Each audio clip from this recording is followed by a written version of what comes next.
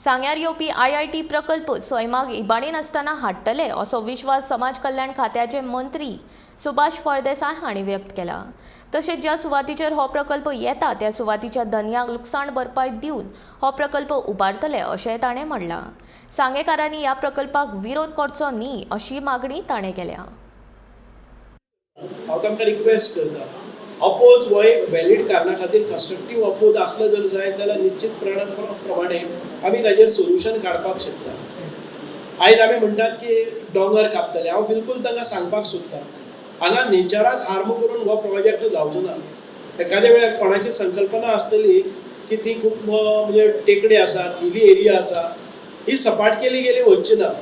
आमची नॅचरल जी ब्युटी आसा ती ह्या लँडाची खंयचीच पेड्यार जावची ना। जशे जमनीचो वापर ते नेचराक सांबाळून कसो करपाक येता त्या रितीन तज्ञ लोक, एक्सपर्ट लोक ते करून घेतले।